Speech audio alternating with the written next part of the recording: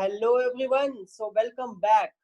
Today we are going to do in detail analysis of rolling motion. जो हमने last class में पढ़ा था उसी की continuity में पढ़ने वाले हैं आज हम detailed analysis of rolling motion. तो let's begin.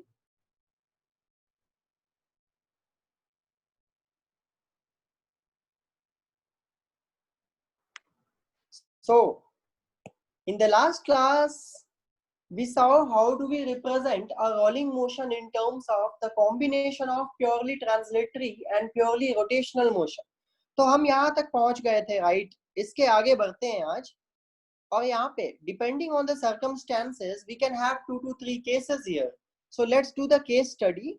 तो लेट्स स्टार्ट द एनालिसिस. तो पहले एक बार मैं फिर से रीड्रॉ कर रहा हूँ the same diagram for convenience. So हमारा एक स्फीयर था जिसमें हमने 4 पॉइंट्स बनाए थे right. 4 points that were P, Q, R and S. Okay, so this was the floor, this point was P, this was Q, this was R and this was S. तो हमने चारों ही points के velocities भी लिख दिए थे. You can refer the last slide. Here it is. As you can see, P point has VCM plus R omega in forward direction. So I'll just redraw them. This point had VCM in forward direction and R omega linear velocity of point Q, tangential velocity along the tangent, है ना. R point के पास दो velocities थे. One was forward velocity, that was VCM. Another one was backward velocity, that was R omega. And similarly, S point had two velocities. One was VCM and another was R omega. So that was it. Now हमने इन सारे results को combine कर लिया है right. उन दोनों ही results को ट्रांसलेटरी प्लस रोटेशनल मोशन के. अब हम क्या करेंगे, we will do some analysis of these things. That is there can be 3 possible cases here. You only concentrate on the point R itself. आप पॉइंट आर पे सिर्फ concentrate करो क्योंकि ये वो पॉइंट है जो ग्राउंड के कांटेक्ट में है. And this point has a lot of importance. ठीक है, तो this point is in direct contact with the ground. तो क्या मैं बोल सकता हूँ कि depending on the situations we can have 3 cases. First case can be VCM is greater than R omega, है ना. जब भी ऐसा होगा तो पॉइंट R की टेंडेंसी होगी स्लिप करने की. In which direction? In the forward direction. आप सोचो ये पॉइंट है, VCM is acting this side, R omega is acting backwards. And if VCM is greater than R omega तो इस पॉइंट की नेट वेलोसिटी फॉरवर्ड होगी and this point will have a tendency to slip in the forward direction. तो क्या मैं यहाँ से conclusion निकाल सकता हूँ? R point has a tendency to slip forward, right? तो ऐसे conditions को हम बोलेंगे forward slipping. Okay, so we will call this situation as forward slipping. Forward slipping.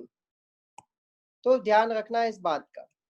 Now second case क्या हो सकता है? You might have guessed it right. जब ये आर ओमेगा डोमिनेंट हो VCM से, मतलब R omega is greater than VCM, in that case the net velocity of point R is going to be in the backward direction, that is your left direction right.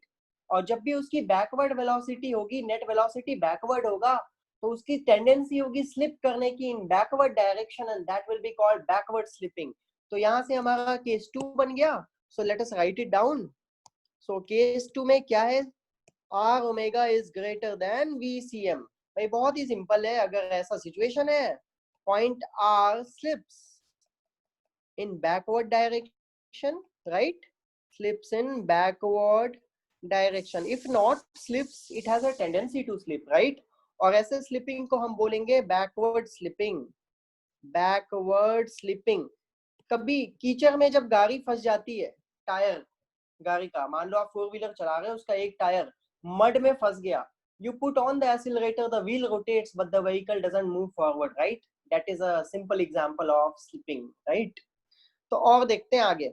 And third case क्या हो सकता है students? Third case क्या हो सकता है? अरे जब ये दोनों ही कंपोनेंट क्या हो जाएं, इक्वल हो जाएं. This is the most important case जिससे क्वेश्चंस आते हैं. This one is the most important case out of all the 3, है ना. पहले दो तो बस कॉन्सेप्चुअल अंडरस्टैंडिंग है, बट तीसरा केस वो केस है from which a majority of questions will be asked in exam. So third case is VCM is equal to R omega, and whenever this situation is achieved, point R does not have any tendency to slip. ठीक है, और ऐसे situation को हम बोलते हैं pure rolling. Other words rolling without slipping. तुमने rotation के कोई भी क्वेश्चन आप निकालो क्वेश्चन बैंक में, जेई और नीट के, हर जगह ये वर्ड यूज किया जाएगा. A sphere is performing pure rolling, और they will say a sphere is rolling without slipping. दोनों सेम ही मतलब है. तो इसे हम लिखेंगे condition of pure rolling. What is the condition of pure rolling students? VCM equal to R omega. Condition of pure rolling या फिर rolling without slipping. Both the terms are equally important, remember them. Rolling without slipping. चलो ये बातें हो गई. अब हम एक सिंपल सा एग्जांपल करते हैं to have a better clarity of the things. Okay, so let us say that we have a situation in which a sphere is performing pure rolling. A sphere is performing pure rolling on a ground like this. Okay, now its center of mass is having velocity v. Fine, its center of mass is having velocity v. It is given that the sphere is performing pure rolling. Question में given है that the sphere is performing pure rolling. So we have again 4 points P, Q, R and S. तो हमें इन चारों ही points की net velocity लिखनी है. कितनी velocity होगी इन चारों पॉइंट्स की, है ना.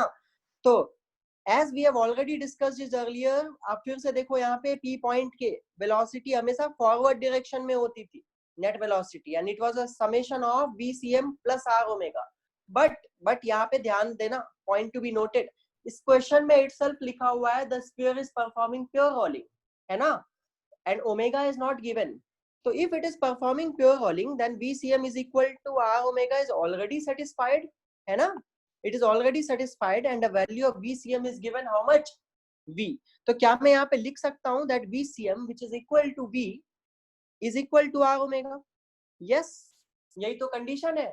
और P पॉइंट की नेट वेलोसिटी होती थी फॉरवर्ड डायरेक्शन में VCM plus R omega. VCM है V और R ओमेगा भी कितना है? V. तो V plus V कितना हुआ? That is 2V, right? So the velocity of the topmost point of the rolling body P point is 2V in forward direction. Now come to point Q. फिर से वापस देखो आप यहाँ पे, Q point has two components. One is VCM in right direction, another one is R omega in downward direction. So VCM value is already V and R omega is also equal to V since it is a pure rolling sphere. तो नीचे की तरफ भी V. अब जब भी दो vector होते हैं परपेंडिकुलर, तो आपको पता है इनका रिजल्टेंट इनके एंगल बाइसेक्टर पे लाई करता है like this, and the value is √2 times V. Done. Now come to S point. अरे S पॉइंट में क्या है? S पॉइंट के भी दो कंपोनेंट है. यहाँ पे देखो आप, R ओमेगा ऊपर, VCM राइट वर्ड्स. बस फिर क्या, यहाँ पे लिख देते हैं R omega is also equal to V. तो ये रहा situation. Again the resultant would be √2 times V. Now one point is left, point R. भाई since it is pure rolling, और R पॉइंट की वेलोसिटी आप देख लो, एक होता है आगे की तरफ VCM और पीछे की तरफ R ओमेगा, बट दोनों ही इक्वल है. तो कितना होगा net velocity of R point?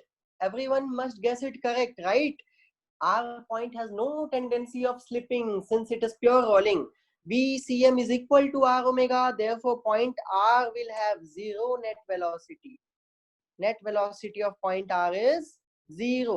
अगर net velocity of point R 0 नहीं हुआ, तो फिर दो situations आ सकते हैं, either forward slipping और backward slipping, है ना. बस इतनी कहानी है रोलिंग की. तो इस स्फीयर में आपने कंक्लूजन क्या निकाला? एक very important conclusion. Actually this question is from previous year JEE as well as NEET. कई एग्जाम से पूछे गए हैं, हाईली रिपीटेड क्वेश्चन. आप हमेशा याद रखना इस बात को, द टॉप मोस्ट पॉइंट जो था P, उस पॉइंट की मैक्सिमम वेलोसिटी है that is 2V, and the bottom most point has the minimum velocity that is 0 in case of a pure rolling body. यहाँ लिख देता हूँ, प्योर रोलिंग के लिए ही ये क्वेश्चन है. Okay Topmost point has maximum velocity, bottommost point has minimum velocity. जैसे जैसे आप एक रोलिंग बॉडी में ऊपर से नीचे की तरफ जाते हो तो नेट वेलोसिटी का मैग्नीट्यूड क्या होता है, डिक्रीज होता है, राइट? तो please keep that in mind. It is a very important example to revise the things. Next class में हम क्या करेंगे, we will do a few more questions on rolling, then we are going to do rolling on a moving surface. यही वो topic है जिससे लोगों का सर दर्द होता है रोटेशन में, rolling on a moving surface. But once we have understood these things, वो भी आराम से हो जाएगा, nothing to worry. Till then, bye bye, take care. Don't forget to like and subscribe the channel if you understood the video.